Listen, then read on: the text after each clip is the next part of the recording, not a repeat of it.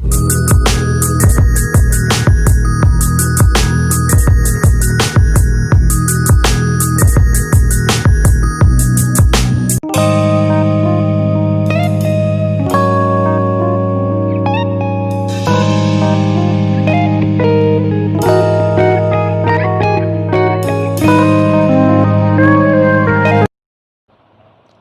दोस्तों, आप सभी को नमस्कार।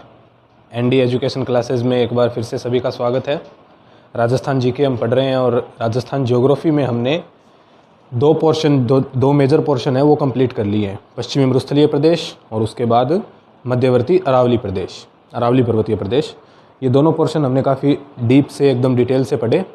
उसके बाद अब दो छोटे छोटे पोर्शन बचते हैं, एक पूर्वी मैदान और इसके बाद दक्षिणी पूर्वी पठारी क्षेत्र। ये दोनों पोर्शन एक साथ ही आज के लेक्चर में हम कंप्लीट कर लेंगे। छोटे छोटे पोर्शन हैं, शुरू वाले दो मेजर पोर्शन है वो आप अच्छे से पढ़ना।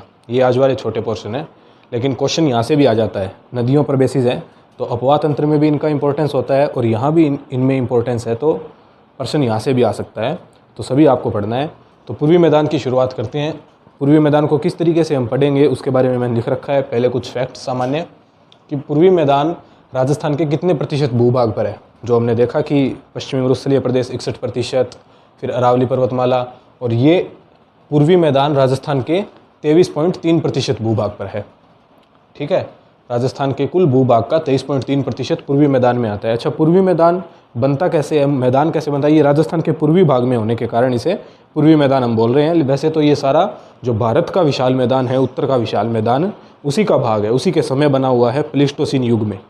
ये भी ध्यान रखना, प्लीस्टोसीन युग में नदियों के द्वारा इसकी उत्पत्ति हुई है। जब भारत का उत्तर का विशाल मैदान बना उसी के समय। ठीक है, तो मैदान नदियों के द्वारा अपर्दन करने से बनते हैं। ठीक है, नदियाँ जब प्रवाहित होती हैं तो वो अपने रास्ते में, उनके रास्ते में जो भी कोई उच्चावच किसी भी प्रकार की संरचना आती है उसका अपर्दन करते हुए चलती हैं, वहाँ की मिट्टी को अपने साथ ले जाती हैं और फिर उस मिट्टी का जमाव होकर के मैदान बनते हैं। तो इसी प्रकार ये अपना राजस्थान का जो मैदानी क्षेत्र है, राजस्थान के पूर्वी भाग वाला, उसी का निर्माण हुआ है। 10 जिले इसमें राजस्थान के कवर होते हैं, पूरे 10 जिले, और जनसंख्या इसमें 40%। इन मैदानी भागों में राजस्थान की 40% जनसंख्या निवास करती है। मुख्य रूप से 10 जिले हैं। 23.3% भूभाग राजस्थान का ये कवर करता है। अब इसको हमने 3 तरीके से डिवाइड किया है। देखिए, मैं ये रफ कर देता हूँ पहले। ये बेसिक फैक्ट्स है, बस ये आपको याद रखने हैं।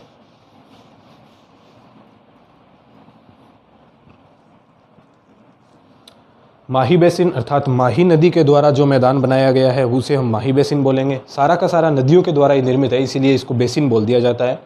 उसके बाद बनास और बाणगंगा नदियों वाला जो एरिया है, वहाँ पर जो मैदान निर्मित हुआ है बनास और बाणगंगा नदियों द्वारा, वो बनास बाणगंगा बेसिन और फिर चंबल बेसिन। अच्छा, यहाँ पर मैंने सिर्फ माही नदी का नाम लिखा, ये बनास और बाणगंगा और ये चंबल। इसका मतलब ये नहीं है कि सिर्फ अकेली नदी द्वारा निर्मित मैदान होगा। ये अकेली नदी से मैदान नहीं बनता है। माही नदी की यदि हम बात कर रहे हैं, माही बेसिन की बात कर रहे हैं, तो माही नदी प्लस इसके साथ की जितनी भी इसकी सहायक नदियां हैं 4-5, वो सारी नदियां मिलकर के जो मैदान बना रही है उसकी हम बात कर रहे हैं। सारी नदियों का मैदान बनेगा। जैसे माही नदी की अभी हम बात करेंगे तो ये सिर्फ मध्य प्रदेश से इसका उद्गम होता है, उसके बाद राजस्थान में बांसवाड़ा से प्रवेश करती है, फिर डूंगरपुर जाती है और फिर वापस आगे गुजरात में चली जाती है। तो इसमें कहीं प्रतापगढ़ का माही नदी का क्षेत्र नहीं है, लेकिन माही बेसिन में यदि हम बात करें तो प्रतापगढ़ भी आएगा। इसका मतलब क्या हुआ कि माही की जो सहायक नदियां हैं उसके द्वारा उसके आगे का भी मैदान का निर्माण किया गया है। तो माही नदी तो मुख्य नदी हो गई, प्लस इसकी सहायक नदियों के द्वारा जो कंप्लीट मैदान बनाया गया है वो हमें पढ़ना है। सेम ऐसा ही बनास और बाणगंगा के साथ है और ऐसा ही चंबल नदी के साथ है। चंबल प्लस इसकी सारी सहायक नदियों के द्वारा जो मैदान बनाया गया है वो हमें पढ़ना है। तो चलिए माही बेसिन से शुरुआत करते हैं। अच्छा, इनमें हमें क्या क्या पढ़ना है? माही बेसिन में हमें ये जो 4 शब्दावलियाँ पढ़नी हैं, इन 4 विशेषताओं को पढ़ना है। व्याघ्र घाट या वागड़, फिर छप्पन का मैदान, फिर कांठल, फिर भाटी मैदान। ठीक है, बनास बाणगंगा बेसिन में पिडमांट, खेराड़, मालपुरा, मेवाड़ मैदान और रोही दोआब, इनके बारे में पढ़ना है। चंबल बेसिन में हमें मुख्यतः एक ही शब्दावली ज़्यादा इंपॉर्टेंट है यहाँ पर, बीहड़। बीहड़ क्या होता है इसके बारे में पढ़ेंगे, कैसे ये बनता है, इसे उत्खात भूमि भी बोलते हैं। तो ये सब आपके लिए ओवरव्यू है कि पूर्वी मैदान में हमें क्या क्या पढ़ना है। बस यही सारा पूर्वी मैदानी क्षेत्र में पढ़ने वाला है। अब एक एक करके माही बेसिन से शुरुआत करते हैं।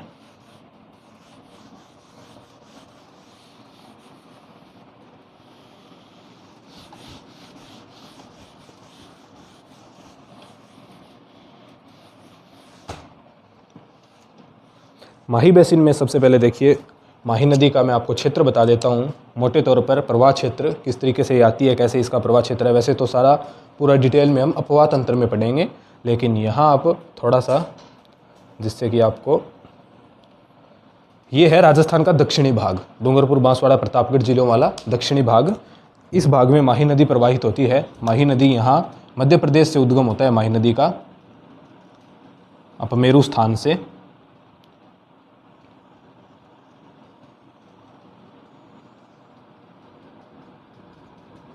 ये माही नदी का प्रवाह क्षेत्र है राजस्थान के दक्षिणी भाग में। राजस्थान में बांसवाड़ा जिले से प्रवेश करती है और डूंगरपुर से बाहर निकलती है और यहाँ खंबात की खाड़ी में जाकर के विलय हो जाती है। अरब सागरीय प्रवाह तंत्र की नदी है, खंबात की खाड़ी में मिलती है। यहाँ पर गुजरात से क्रॉस करने के बाद मध्य प्रदेश से उद्गम होता है, 3 राज्यों में प्रवाहित होती है। राजस्थान में उल्टे यू आकार में प्रवाहित होती है, उल्टे यू आकार की नदी है। ये राजस्थान का दक्षिणी भाग है। तो यहाँ पर सारी शब्दावलियाँ हम चर्चा करेंगे जो जो अभी लिखी थी मैंने। सबसे पहले तो ये माही नदी का प्रवाह क्षेत्र हो गया। इसमें हम सबसे पहले देखते हैं कि व्याघ्र घाट, इस क्षेत्र को, माही नदी का जो प्रवाह क्षेत्र है, इस सारे क्षेत्र को इनिशियल रूप से किस नाम से जाना जाता था, तो व्याघ्र घाट नाम से। व्याघ्र से आपको पता चल रहा है व्याघ्र क्या होता है। जो पैंथर होता है उसको संस्कृत में व्याघ्र बोलते हैं, हिंदी में बघेरा बोलते हैं। पैंथर जो होता है हम जानते हैं एक जंगली जानवर है पैंथर। तो इस माही नदी के क्षेत्र में बहुत ज़्यादा पैंथर की अधिकता होने के कारण इस क्षेत्र को क्या बोला जाता था, बिल्कुल इनिशियल रूप से व्याघ्र घाट। ठीक है। इसके बाद क्या हुआ, इसके बाद आपको पता है मेवाड़ के सामंत सिंह थे, मेवाड़ के सामंत सिंह जो 1172 में कीर्तिपाल द्वारा पराजित हो गए। इसके बाद 1178 ईस्वी में उन्होंने यहाँ आकर, इस क्षेत्र में आकर, मेवाड़ से थोड़ा इधर इस क्षेत्र में आकर वागड़ राज्य की स्थापना की। 1178 ईस्वी में मेवाड़ के सामंत सिंह ने इस क्षेत्र में नया राज्य स्थापित किया जिसका नाम व्याघ्र घाट के ही अपभ्रंश रूप में हुआ वागड़। नया राज्य सामंत सिंह ने स्थापित किया, व्याघ्र घाट का ही अपभ्रंश बनकर के क्या हो गया, वागड़ राज्य। ठीक है। उसके बाद 1540 ईस्वी में जब यहाँ के शासक थे महारावल उदय सिंह जब 1540 में यहाँ के शासक थे, तो इस समय वागड़ राज्य 2 टुकड़ों में बंट गया, 2 इसके विभाजन हो गए वागड़ राज्य के। जो माही नदी के पूर्व का भाग था, अर्थात ये वाला भाग, माही नदी का पूर्वी भाग, ये जगमाल को दिया गया, और जगमाल को दिया गया तो उन्होंने यहाँ पर बांसवाड़ा स्थापित किया। जगमाल को दिया गया भाग बांसवाड़ा कहलाया, बांसिया भील के नाम पर इसका नाम बांसवाड़ा पड़ा। और माही नदी का पश्चिमी भाग कहलाया, डूंगर सिंह को देने के कारण ये भाग डूंगर सिंह द्वारा बसाया गया, तो ये भाग कहलाया डूंगरपुर। तो ये आज हमारे वर्तमान में जिले हैं 2। माही नदी का पश्चिमी भाग डूंगर सिंह को दिया गया तो डूंगरपुर कहलाया, पूर्वी भाग जगमाल को दिया गया, उन्होंने बांसवाड़ा की स्थापना की। तो ये डूंगरपुर और बांसवाड़ा 1540 के समय। ठीक है। तो ये हमने बेसिक इसके नामकरण की, इसके विकास क्रम की चर्चा देखी, व्याघ्र घाट, वागड़, फिर डूंगरपुर और बांसवाड़ा। अब यदि बांसवाड़ा से प्रतापगढ़ तक हम जाएं, यहाँ पर प्रतापगढ़ जिला है वर्तमान में, तो बांसवाड़ा से प्रतापगढ़ के बीच 56 गांवों का उपजाऊ मैदान है। 56 गांवों का उपजाऊ मैदान है, पूरे 56 गांव हैं यहाँ पर। बांसवाड़ा से प्रतापगढ़ के बीच 56 गांवों का उपजाऊ मैदान है, जिसे 56 का मैदान कहते हैं। दूसरी शब्दावली हमने लिख रखी थी 56 का मैदान, वो यही है। बांसवाड़ा से प्रतापगढ़ के बीच 56 गांवों का उपजाऊ मैदान 56 का मैदान कहलाता है। ठीक है।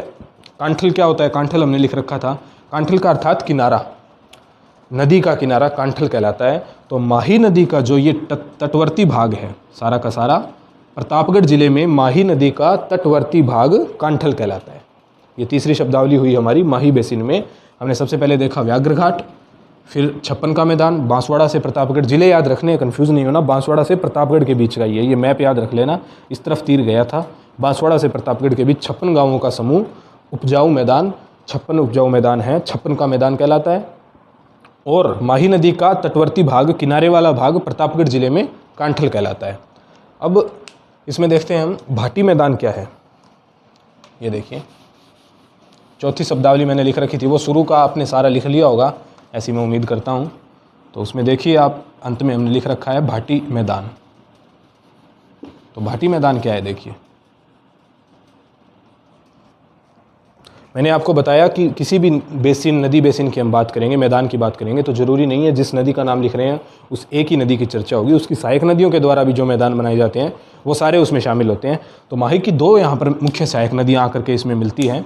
एक तो प्रतापगढ़ जिले से आती है जाखम नदी। प्रतापगढ़ जिले से एक जाखम नदी आती है और उदयपुर से गोगुंदा की पहाड़ियों के पास से उद्गम होकर के आती है सोम नदी। तो सोम, जाखम और माही तीनों नदियों का यहाँ पर डूंगरपुर जिले में त्रिवेणी संगम होता है। ये त्रिवेणी संगम कला और संस्कृति की दृष्टि से भी महत्वपूर्ण है। यहाँ त्रिवेणी संगम बेणेश्वर धाम है, मेला लगता है यहाँ पर, आदिवासियों का सबसे बड़ा मेला। खैर वो संस्कृति में हम बात करेंगे, लेकिन मेरे कहने का अर्थ ये है कि तीन नदियों के द्वारा यहाँ पर ये संपूर्ण एक विशाल मैदान का निर्माण कर दिया जाता है, माही, सोम और जाखम तीनों नदियों द्वारा। और ये जो मैदान है इनके बीच का सारा डूंगरपुर, बांसवाड़ा और प्रतापगढ़, यहाँ का उदयपुर, ये नीचे डूंगरपुर, यहाँ पर प्रतापगढ़ और ये डूंगरपुर।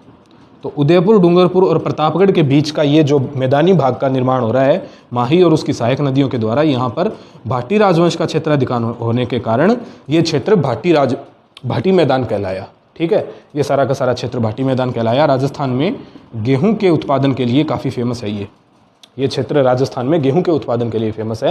तो ये हुआ अपना भाटी मैदान। माही और उसकी सहायक नदियों, सोम और जाखम के द्वारा निर्मित मैदान भाटी राजवंश का क्षेत्राधिकार होने के कारण भाटी मैदान कहलाता है। तो ये हमने देखा माही बेसिन। नेक्स्ट हम चर्चा करते हैं बनास बाणगंगा बेसिन की। दूसरा अपना पूर्वी मैदान में बेसिन है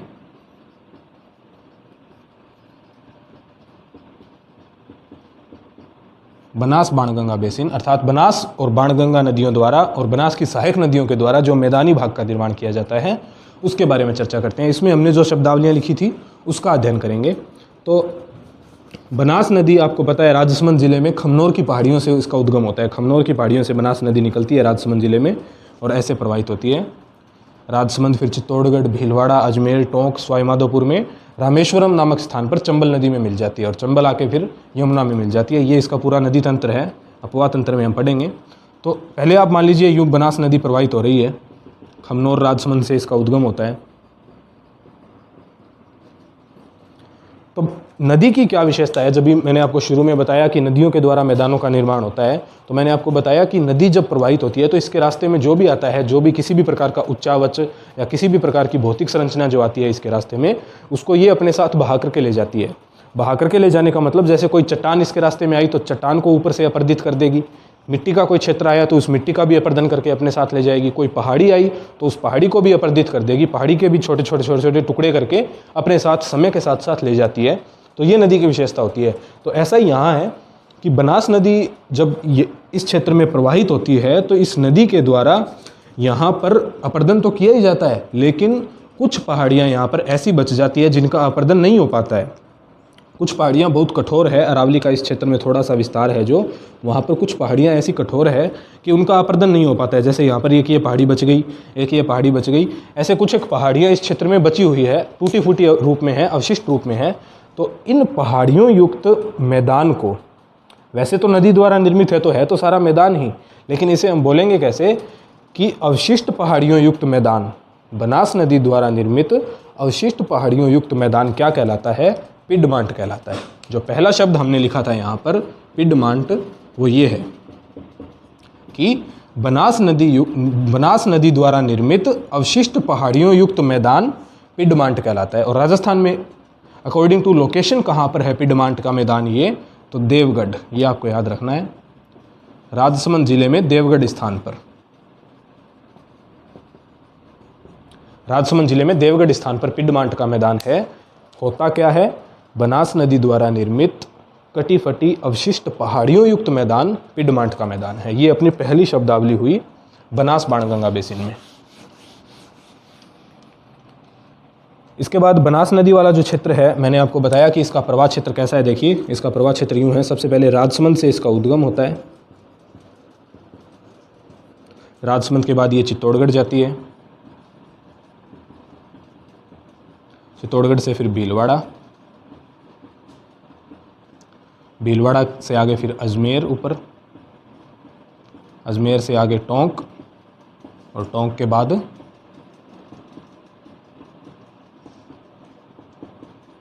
सवाई माधोपुर। सवाई माधोपुर में रामेश्वर नामक स्थान पर इसका चंबल नदी में विलय हो जाता है। तो ये बनास नदी का अपवाह क्रम है, इस क्रम से ये जिलों में प्रवाहित होती है, इन जिलों में। अब यहाँ पर गौर करना आप, राजसमंद, भीलवाड़ा और चित्तौड़, एक और जिला यहाँ पर रह गया उदयपुर। उदयपुर में मुख्य बनास नदी का तो प्रवाह क्षेत्र नहीं है, लेकिन जो बनास नदी की सहायक नदियाँ हैं उनका प्रवाह क्षेत्र उदयपुर में है। उदयपुर से भी इसकी सहायक नदियों का क्रम है। तो इन चारों जिलों के बीच का जो ये मैदानी क्षेत्र है सारा का सारा, भीलवाड़ा, चित्तौड़गढ़, राजसमंद, उदयपुर, इन 4 जिलों का ये मैदानी क्षेत्र क्या कहलाता है? मेवाड़ मैदान। इन चारों जिलों को ऐतिहासिक तौर पर इतिहास के क्रम में मेवाड़ बोलते हैं। मेवाड़ रियासत का क्षेत्राधिकार था ये सारा का सारा। तो बनास नदी और उसकी सहायक नदियों के द्वारा जो इन 4 जिलों का ये क्षेत्र, ये इस मैदान का निर्माण किया जा रहा है, उसे क्या बोलते हैं? मेवाड़ मैदान। ठीक है, मेवाड़ मैदान मुख्यतः राजस्थान में मक्का फसल के उत्पादन के लिए प्रसिद्ध है। ये भी आप बात याद रखना। ये सारा का सारा क्या है? मेवाड़ मैदान। अब इसके आगे की शब्दावलियाँ देखते हैं। तो ये तो हुआ मेवाड़ मैदान। अभी बनास नदी का प्रवाह क्षेत्र देखिए आप। तो जब बनास नदी का शुरू का मैंने आपको जो बताया, चलो इसको मैं रफ कर ही देता हूँ। बनास नदी में शुरू में मैंने आपको बताया कि यूँ मान लो बनास नदी प्रवाहित हो रही है।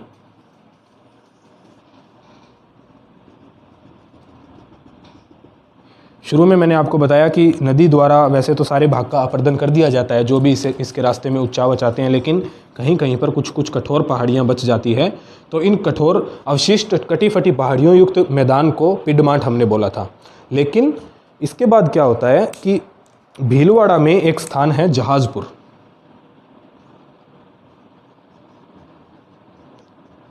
ये पिडमांट का जो मैदान है ये तो राजसमंद जिले में एक पर्टिकुलर देवगढ़ स्थान पर ही है, लेकिन भीलवाड़ा में जहाजपुर, नदी के रास्ते में जहाजपुर आता है भीलवाड़ा जिले में। भीलवाड़ा के इस जहाजपुर से लगा करके आगे टोंक जिले की सीमा तक उबड़ खाबड़ मैदान है, काफ़ी उबड़ खाबड़ मैदान है। इस उबड़ खाबड़ मैदान को यहाँ क्या बोला जाता है? खेराड़। जो हमारी दूसरी शब्दावली थी वो यही है कि बनास नदी द्वारा जहाजपुर भीलवाड़ा नामक स्थान से आगे टोंक जिले तक जो उबड़ खाबड़ मैदान बनाया गया है उसे बोलते हैं खेराड़। अब इसके बाद काफ़ी उपजाऊ मैदान आ जाता है टोंक जिले में। इस टोंक जिले से लगा करके रामेश्वरम में तो इसका मिलन हो जाता है चंबल नदी में, लेकिन आगे करौली तक ये काफ़ी उपजाऊ मैदान है। टोंक से लगा करके आगे करौली तक काफ़ी उपजाऊ मैदान है। उपजाऊ मैदान को माल बोलते हैं। तो यही है बस टोंक जिले का फेमस कस्बा, प्रसिद्ध कस्बा मालपुरा। मालपुरा टोंक सभी ने सुना होगा, तो वो यही क्षेत्र है मालपुरा कि बनास नदी द्वारा निर्मित उपजाऊ मैदान। टोंक जिले से आगे करौली तक का सारा उपजाऊ मैदान माल कहलाता है। इसी के नाम पर टोंक जिले में मालपुरा कस्बा है। तो ये हुई इसकी नेक्स्ट शब्दावली। अब एक शब्दावली और बच गई बनास और बाणगंगा बेसिन की, रोही दोआब। देखिए रोही दोआब क्या है? जयपुर में बैराठ की पहाड़ियों से बाणगंगा नदी निकलती है। यूँ जयपुर, भरतपुर, धौलपुर, फिर ये पहले तो यमुना नदी में इसका मिलन हो जाता था, लेकिन अब ये धौलपुर के मैदान तक ही आकर के विलुप्त हो जाती है। भरतपुर, धौलपुर तक बस मुश्किल से पहुंच पाती है।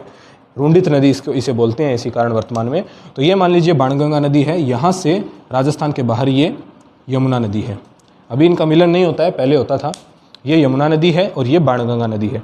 तो बाणगंगा और यमुना नदी के जो बीच का ये मैदानी भाग है, बाणगंगा और यमुना नदी के बीच का ये मैदानी भाग है, जयपुर और भरतपुर जिलों में इसे बोलते हैं रोही दोआब।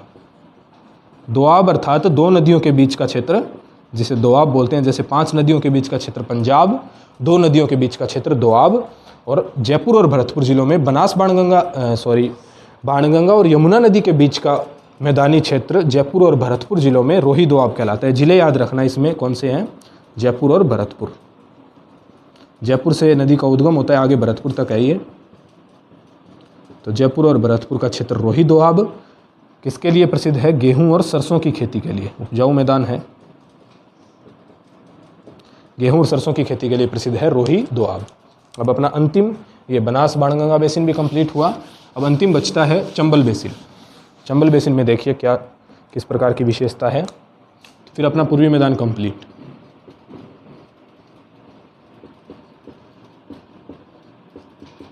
चंबल बेसिन में एक ही प्रकार की हमें शब्दावली, एक ही टोपोग्राफी पढ़नी है। बीहड़, बीहड़ क्या होता है? तो एक बेसिक बात आप समझिए। जैसे मान लीजिए कोई यूं रेत का ये ढेर है कोई, ये रेत का कोई ढेर है, इसके ऊपर यदि हम पानी डालेंगे या वर्षा का जल गिरेगा तो क्या होगा, वर्षा का जल यूँ रेत के ढेर में से ऐसे ऐसे ऐसे ऐसे नालियाँ बना करके प्रवाहित हो जाएगा। जानते हैं हम, ये सभी कॉमन सेंस है, समझते होंगे सभी कि रेत के किसी ढेर पर यूँ वर्षा का जल पड़े या किसी भी प्रकार से जल पड़े तो ऐसे ऐसे छोटी छोटी नालियाँ बना करके अपना रास्ता बना करके वो जल नीचे की ओर प्रवाहित हो जाता है, ऐसा होता है। तो बस यही विशेषता चंबल नदी की है, चंबल नदी की और इसकी सहायक नदियों की राजस्थान के पूर्वी और दक्षिणी पूर्वी भाग में यही विशेषता है। चंबल नदी क्या करती है कि चंबल नदी अपने प्रवाह में आने वाले किसी भी उच्चावच को पूरा ऐसे जैसे ये नाली के रूप में पानी द्वारा काट दिया जाता है, वैसा ही चंबल नदी के द्वारा रास्ते में आने वाले उच्चावच को, रास्ते में आने वाली भौतिक संरचना को इस प्रकार से काट दिया जाता है। तो ये एक प्रकार से नालीनुमा संरचना बन जाती है, नदी द्वारा बनाई जाती है तो काफ़ी बड़ी नाली होती है। तो कैसी संरचना बन जाती है ये देखिए, इस प्रकार से सबसे पहले ये उठा हुआ भाग बचेगा, फिर नदी द्वारा काट दिया गया तो ये बीच में नाली जैसा भाग हो गया, फिर ये उठा हुआ भाग, फिर नाली जैसा भाग, फिर उठा हुआ भाग, फिर नाली जैसा भाग। तो इस प्रकार से संरचना बन जाती है, पहले उठा हुआ भाग है, फिर बीच में से नाली है, फिर उठा हुआ भाग है, फिर बीच में से नाली है। तो इस प्रकार की संरचना बनने से ये बीच बीच में जो नाली जैसी संरचना बन रही है, नदी द्वारा बनाई गई है तो काफ़ी बड़ी संरचना बनती है। इसे बोला जाता है कंदरा, अर्थात एक प्रकार से कंदरा युक्त ये सारा का सारा क्षेत्र हो गया, इसे बोला जाता है कंदरा। और ये जो ऊपर उठा हुआ भाग होता है इसे लोकल भाषा में पहाड़ी भाग जो होता है इसे बोला जाता है डांग, ठीक है। तो ये कंदरा युक्त भूमि अब जो बचती है, इस कंदरा युक्त भूमि को ही क्या बोलते हैं, बीहड़। चंबल और उसकी सहायक नदियों द्वारा बनाई गई कंदरा युक्त भूमि क्या कहलाती है, बीहड़, और इसी को बोलते हैं उत्खात भूमि।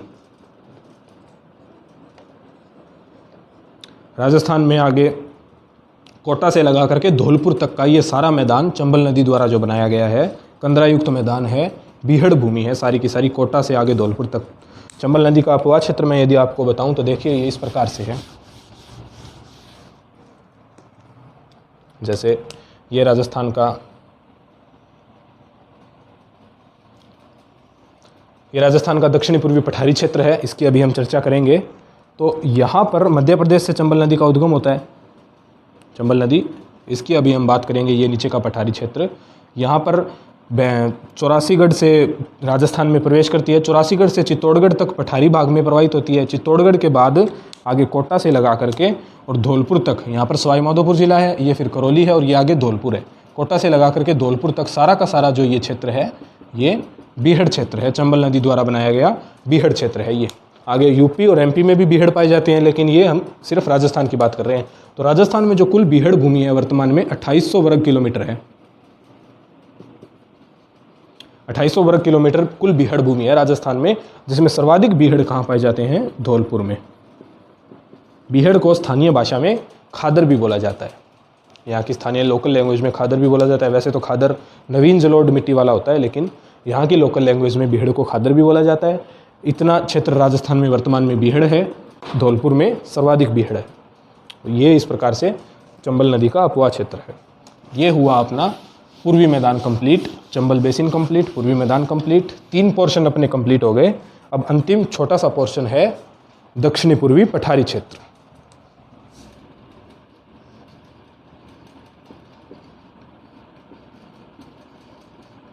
तो कितना क्षेत्रफल इसका होगा, 3 क्षेत्रफल हमने कर लिए, 3 क्षेत्र हमने कर लिए राजस्थान के कंप्लीट क्षेत्रफल में। सबसे पहले पश्चिमी और स्थलीय प्रदेश, फिर अरावली पर्वतमाला, उसके बाद पूर्वी मैदान और अब दक्षिणी पूर्वी पठार।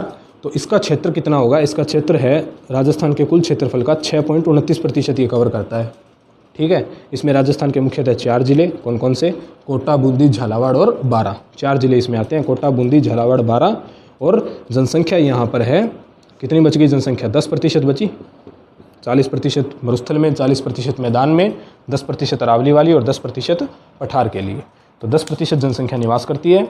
इतना क्षेत्रफल है राजस्थान के क्षेत्रफल का। दक्षिणी पूर्वी पठार में 4 जिले हैं, कोटा, बूंदी, झालावाड़, बारां, 10% जनसंख्या है। अब बात करते हैं कि इसकी उत्पत्ति कैसे हुई है, इसका निर्माण कैसे हुआ है, क्या यहाँ पर किस प्रकार की संरचना मिलती है। तो वैसे तो इंडियन ज्योग्राफी में आपने पढ़ा होगा, देखिए मैं आपको बताता हूँ। ये भारत का प्रायद्वीपीय पठार है, जिसे हम बोलते हैं भारत का प्रायद्वीपीय पठार। यहाँ पर किस प्रकार की संरचना है, ये जो बेसिकली है पूरा का पूरा दक्कन का पठार है। अलग अलग टुकड़ों में है वर्तमान में, जैसे छोटा नागपुर का पठार, कर्नाटक का पठार, मैसूर का पठार, ऊपर मालवा का पठार, लेकिन कंप्लीट रूप में सारा का सारा क्या है, दक्कन का पठार है। और यहाँ पर उत्तर और दक्षिण भारत को अलग करने वाली पर्वत श्रृंखला है विंध्याचल पर्वत। ठीक है, ये विंध्याचल पर्वत का क्षेत्र है और ये दक्कन का पठार है, सारा का सारा पठारी भाग है, पूरा का पूरा गोंडवाना लैंड का भाग है। अब ये जो दक्कन का पठार है सारा का सारा कंप्लीट रूप में, इसी का जो ऊपर मालव राजवंश का क्षेत्राधिकार होने के कारण यहाँ पर जो पठार है वो क्या कहलाता है, मालवा। अर्थात मालव राजवंश का क्षेत्राधिकार होने के कारण उत्तर दिशा में जो दक्कन पठार का ही भाग है वो क्या कहलाता है, मालवा का पठार। अब ये मालवा का पठार राजस्थान के दक्षिणी पूर्वी भाग तक विस्तृत है। यहाँ पर राजस्थान है ये, तो ये मालवा का पठार राजस्थान के भी दक्षिण पूर्वी भाग तक विस्तृत है। जो हमारा कोटा, बूंदी, झालावाड़, बारां वाला क्षेत्र है वो मालवा पठार का ही विस्तार है और कुछ विस्तार विंध्याचल पर्वतमाला का भी है। समझ गए? कुछ विस्तार राजस्थान के इस भाग में, ये राजस्थान के नज़दीक ही है, तो विंध्यन पर्वत का भी कुछ भाग राजस्थान में है और मालवा पठार का भी ये भाग राजस्थान में है। तो राजस्थान का जो चौथा अपना भौतिक प्रदेश है दक्षिणी पूर्वी पठार, ये दो प्रकार की संरचनाओं से मिलकर बना हुआ है। एक तो मालवा का पठार और एक विंध्याचल पर्वत, इन दोनों संरचनाओं से मिलकर बना हुआ है। तो इन्हीं दोनों के यहाँ पर अवशेष मिलेंगे, अर्थात इन्हीं दोनों के प्रकार के यहाँ पर संरचनाएं मिलेंगी, उच्चावच मिलेंगे। या तो विंध्याचल पर्वत की पहाड़ियाँ मिलेंगी या फिर मालवा पठार का पठारी भाग मिलेगा। तो इसके बारे में देखते हैं।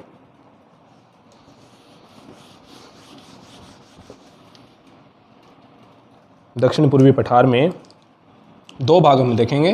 पहला विंध्याचल पर्वत का किनारा, अर्थात जिसे हमने बोला था विंध्यन कगार, अर्थात विंध्याचल पर्वत का बिल्कुल पश्चिमी किनारा है ये राजस्थान में।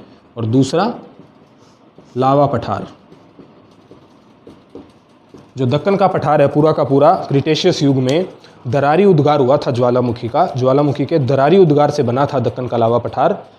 तो दरारी उद्गार होने से बेसाल्टिक लावा उत्पन्न होता है, बेसाल्टिक लावा का पठार बनता है। ये हम ज्वालामुखी में पढ़ेंगे फिजिकल ज्योग्राफी में, वहाँ आपको अच्छे से समझ आएगा। तो दक्कन का पठार बेसाल्ट लावा से बना था, तो इसी कारण ये जो राजस्थान का मालवा का पठार का विस्तार वाला भाग है, हाड़ौती वाला पठार, हाड़ा राजवंश का क्षेत्राधिकार होने के कारण वैसे इसे हाड़ौती का पठार बोलते हैं। ये सारा का सारा क्या है, लावा पठारी है, बेसाल्ट लावा से बना होता है। बेसाल्ट लावा से जो मिट्टी बनती है वो होती है काली मिट्टी। तो राजस्थान के इस क्षेत्र में काली मिट्टी ही पाई जाती है सारी की सारी, कपास के लिए उपयोगी है। तो विंध्यन कगार और लावा पठार के बारे में देखते हैं। विंध्यन कगार में किस किस प्रकार की हमें, विंध्यन कगार अर्थात विंध्याचल पर्वत की पहाड़ियाँ मिलेंगी राजस्थान के इस क्षेत्र में। तो यहाँ पर कौन कौन सी पहाड़ियाँ हमें देखने को मिलती है उसके बारे में बात करते हैं।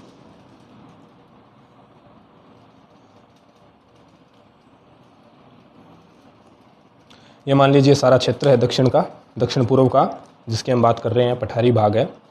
सबसे पहले यहाँ पर बूंदी जिले में कुछ पहाड़ियाँ हैं यूँ अर्धचंद्राकार। बूंदी जिले में अर्धचंद्राकार पहाड़ियाँ हैं जिन्हें बोलते हैं बूंदी की पहाड़ियाँ। बूंदी की पहाड़ियाँ, ये अर्धचंद्राकार पहाड़ियाँ हैं, दोहरी पहाड़ियाँ हैं, अर्थात डबल हैं। ये अर्धचंद्राकार पहाड़ियाँ हैं बूंदी जिले में, बस दोहरी पहाड़ियाँ हैं। तो विंध्यन कगार में सबसे पहले हमारे पास है बूंदी की पहाड़ियाँ। फिर 2 नंबर पर है यहाँ पर बारां जिले में एक विशेष प्रकार के आकार की पहाड़ियाँ, घोड़े की नाल जैसी। घोड़े की नाल अर्थात घोड़े का जो पैर होता है, हॉर्स फुट नीचे से जैसा होता है, उस आकार की पहाड़ियाँ मिलती है यहाँ पर बारां जिले में। रामगढ़ की पहाड़ियाँ, रामगढ़ स्थान की पहाड़ियाँ हैं बारां जिले में, घोड़े के नाल के आकार की पहाड़ियाँ। ये इस बार फर्स्ट ग्रेड में जनवरी में जो एग्ज़ाम हुआ था उसमें क्वेश्चन आया था ये, कि राजस्थान में रामगढ़ की पहाड़ियाँ किस भौतिक प्रदेश में पाई जाती है। सिर्फ भौतिक प्रदेश का नाम पूछा था, आंसर क्या होगा, दक्षिण पूर्वी पठारी क्षेत्र। तो ये ऐसे क्वेश्चन आ जाते हैं छोटे, फर्स्ट ग्रेड में आया था इस बार जनवरी में जो एग्ज़ाम हुआ। तीसरे क्रम की पहाड़ियाँ हैं, ये सबसे पहले बूंदी की पहाड़ियाँ हो गई, उसके बाद ये बारां जिले में रामगढ़ की पहाड़ियाँ, घोड़े के पैर के आकार की पहाड़ियाँ। उसके बाद कोटा में, यहाँ पर चित्तौड़गढ़ और कोटा में मिश्रित रूप से यहाँ पर पहाड़ियाँ पाई जाती है, मुकुंदरा हिल्स। कोटा और चित्तौड़गढ़ में यहाँ पर पाई जाती है मुकुंदरा हिल्स। झालावाड़ जिले में यहाँ पर उच्च भूमि है, एक प्रकार से पठारी भूमि है, ज़्यादा पहाड़ियाँ तो नहीं है लेकिन उच्च भूमि इसे हम बोल सकते हैं। तो इसे बोलते हैं झालावाड़ जिले में गांधार उच्च भूमि, या फिर इसका एक नाम और मिलता है डग गंगधार। डग गंगधार या फिर गांधार उच्च भूमि इसे बोला जाता है।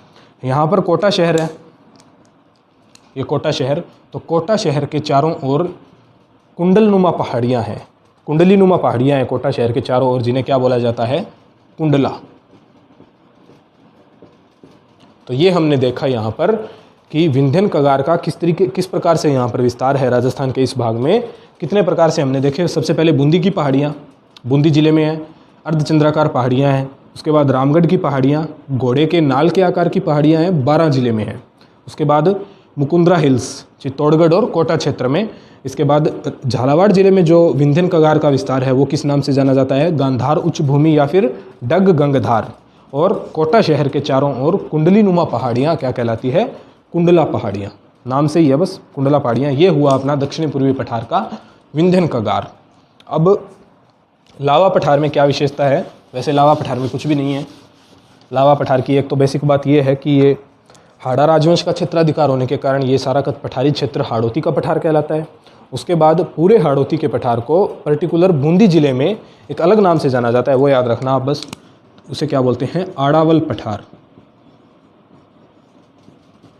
विशेष बूंदी जिले में हाड़ौती पठार को ही क्या बोलते हैं, आड़ावल पठार। ठीक है, वैसे पूरा का पूरा क्या है, हाड़ौती पठार। तो ये अपना हुआ दक्षिणी पूर्वी पठार का दूसरा भाग, लावा पठार। तो पूरा दक्षिणी पूर्वी पठार भी हुआ अपना राजस्थान का भौतिक प्रदेश कंप्लीट। चारों क्षेत्र हमने अच्छे से पढ़े, पश्चिमी मरुस्थलीय प्रदेश, अरावली प्रदेश, पूर्वी मैदान और दक्षिणी पूर्वी पठार। अब हम किसी दिन एक अलग से मैं लेक्चर बनाऊंगा, उसमें मैं सभी का एक तो रिवीजन दूंगा, सिर्फ ओरली रिवीजन करवा दूंगा आपको, जैसे वो आपके एग्ज़ाम टाइम में काम आएगा। अभी तो आपने सारा का सारा धीरे धीरे पढ़ा है, लेकिन एक ओरली रिवीजन छोटा सा लेक्चर बनेगा, उसमें मैं ओरली रिवीजन दूंगा मौखिक रूप से, जिसमें आप ये सारा का सारा रिवाइज कर सकोगे, एग्ज़ाम टाइम में सुन सकोगे।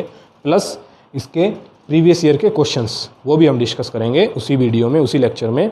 एक अलग से इसका लेक्चर और बनेगा, बाद में बनाऊँगा। इसके बाद हम नेक्स्ट सब्जेक्ट, कल से अलग सब्जेक्ट स्टार्ट करेंगे नेक्स्ट लेक्चर से, शायद पॉलिटी स्टार्ट करेंगे नेक्स्ट लेक्चर से। तो हमारे साथ जुड़ने के लिए आपका धन्यवाद, थैंक यू।